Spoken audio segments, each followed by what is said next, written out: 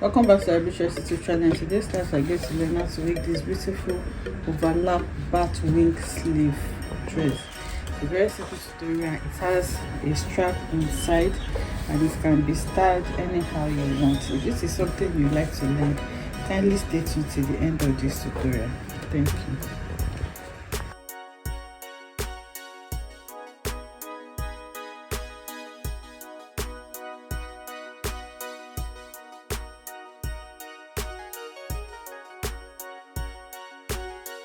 Okay, so the major tutorial in this is the BATWING sleeve actually. So I'm not going to be making this into a dress. I'm going to be stopping around the waistline, but I'm going to show you how you can make this into a dress. That's why I'm not stopping it on the under bust. That's why I'm stopping at the waistline area. So this is my armhole measurement, this is my bust point, and this is my waistline. Okay, so it's an off shoulder pattern, as you can see. So I've already gone over 6 inches. So here I'm going to take my bust measurement. The bust is 36, divided by 4 is 9. So I have 9 inches there. Here on this starting point, I'm going to mark my chest line. Okay, you can just take this measurement on yourself. That's where you're from one armhole area to the other across your chest in front. For me, that's 12 inches, divided by 2 is 6 inches. So I have 6 inches there, and that is going to serve as my armhole there. So I'm going to use this cover to connect it for my little armhole there. So here on my waistline, I'm going to mark my waist measurement. The waist measurement I'm working with is 28 inches, divided by 4 is 7 inches. So I'll mark 7 inches here. If you are working with my fabric is stretchy, so I'm not going to be working with a waist dart. I'll just work with the bust dart to control the excess that I will have here, and also to have enough room space for the cup. So if yours is not, you can add 1 inch for your dart allowance, but for me, I'm just going to be adding 1 inch seam allowance to mine, and I'm going to connect just like that. Okay, so like I said, I'm going to have a bust dart for this. So for that, the difference that I have from my front and back waistline is 1.5 inches. Okay, the front waistline is 18 inches, the back waistline is 16.5. So the 1.5 inches excess that I have there, I'm going to mark it from the bust point downwards here. And to know where to connect this to, I'm going to mark my bust span measurement. The bust span measurement is 8, divided by 2 is 4. So here I'm connecting it like that. The bust span is actually 7 inches though. Okay, so here is going to be my bust dart. So the next thing now is to go ahead and mark our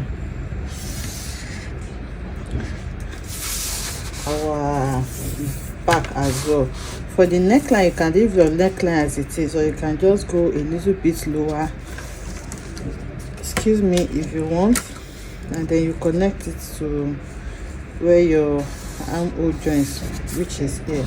But you can also leave it straight, or you do a sweetheart neckline. So for the back, like I said, the half length is 16.5, and then the armhole remains the same. So this is what I have for the back, and then I'm going to connect to form a straight line. So for this, the zipper is not going to be at the back because of the BATWING design that we have. So the zipper is going to be on the side. So I'm not going to have a zipper allowance for this. Okay, so now here again, I'll make this my center back.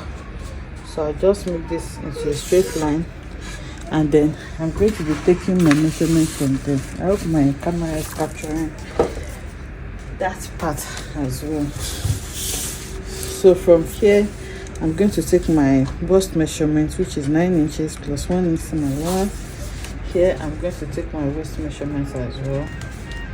There's 1 inch allowance, and then I'm going to connect. So this is my center back and this is my center front. Okay, so now for the back neckline,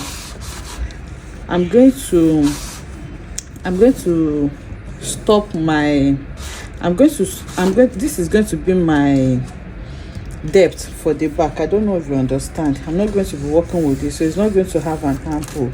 I'm just going to drop even the neckline a little bit lower. Okay, and then I'm going to connect it to the side like this. So you find a curve that can do this for you. I'm not going to, but tentatively I'm going to use this, and then I'll find a way to smoothen it out. Okay, so I'm going to be cutting this off as well. You can take a dart at the center back, that's if you want to have a joining there, but like I said, my fabric is stretchy, so I'm not going to be working with that. So I'll just cut out this pattern that I have, and then I'm going to go ahead and cut this on my fabric. Okay, you can see I've cut it out. This is the front and this is the back, so you can see the difference that you have here on this side. By the time you close up your bust, that you will see that the side is going to be exactly the same. So I'll go ahead now and cut this on my fabric. So I've cut it on my fabric. As you can see, this is the back and this is the front. Okay, so now what I'm going to do is to go ahead and hold my bust dart. So you're going to notch that point. Remember, once you take out your paper, you're not going to see it again. So you're going to notch that point where you need to sew, and also you use maybe a marker, a chalk, to note where you're going to stop sewing towards the center, which is here. So you're going to do all of that, and then you go ahead and sew the bust dart. Okay, so I'm trying to mark that area. Okay, so I'll do the same thing for the other side as well. I'm going to mark that point. Now I can detach my pins from the pattern. I've also cut out my facing. You can cut a full lining for this, but I just want to use a facing to turn it. So I only cut out a facing to turn like this for both front and back. I cut the facing for both the front and back. So for this, you can just leave it as a tube top. If you want, you can leave it as a tube top, but I want mine to have a strap to control it, because the batwing is not going to be so tight. So that's the facing for the back. So I have a strap here that I'm going to use to control the fit. So here I'm going to go ahead and sew in my strap to the front and back as well, so that I can have something like this. I hope you understand that. So I'll sew that and then join it by the side. So I'll do all of this and then bring it back to show us how to fix the batwing.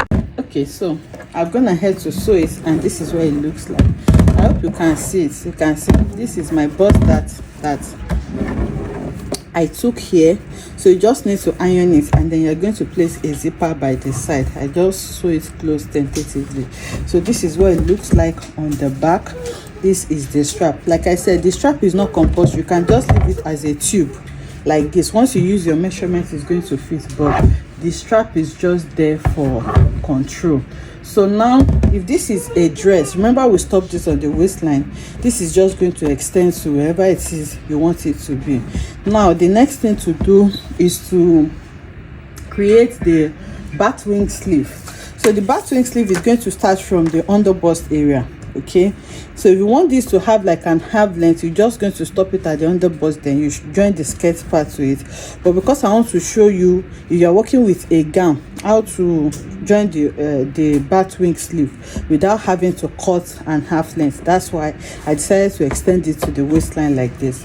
So now I'm just going to measure where this is going to start from, which is around here, and then you're going to take the tape measure over and then measure that on the back as well. So this measurement should not be too tight, should be taken just normal, a little bit loose, it shouldn't be too tight. So I have about 29 inches thereabouts there. So I'm going to remove this now, and I'm going to mark where my under bust is supposed to be here.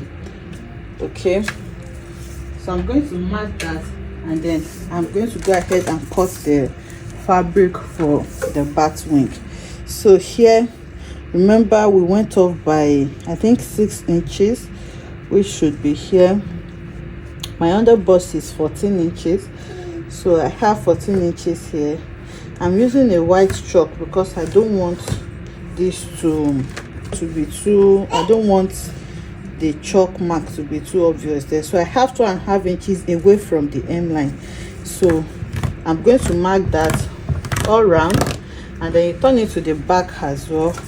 Then you mark the same 2.5 inches from your hemline, and then you make that into a straight line as well. So after doing that, I'm going to cut a fabric of that length 29 inches. Okay, you can make it 30 inches because of some allowance. Okay, so I have 30 inches here, and then the width for this is going to be is an overlap. Remember, it's going to overlap. So this is my my waistline, like my center front, sorry. So the center front is about 8 inches. So because of the overlap that I'm going to have, I want it to be somewhere around here. So I have 11 inches here. So it's going to have a little bit of gather here. So I'll just make it around 15 inches. So I have cut out this fabric to be around 15 inches as well. So I'm going to hem it on both sides. This is a tutorial. You can actually double it and use it to turn out each other so that it can be stronger. Okay, because this fabric is not so strong. So you can have 2 of this and then use it to turn out each other so that you can have something strong. But for me, I'm just going to hem it on this part so that it can be neat. So I'm going to cut 2 for each side. So after cutting the 2, you're going to go ahead now and separate them. You treat the front and back separately, and then you're going to go ahead and sew. So I will sew from here.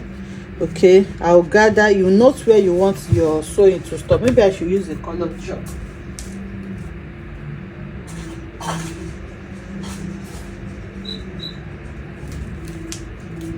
Okay, so this is the colored chalk. I'm just going to mark it faintly. So this is the mark that I have. This is my center front. I'm going to note the center front so that I can know the overlap extension that I'm doing. So this is where my center front is.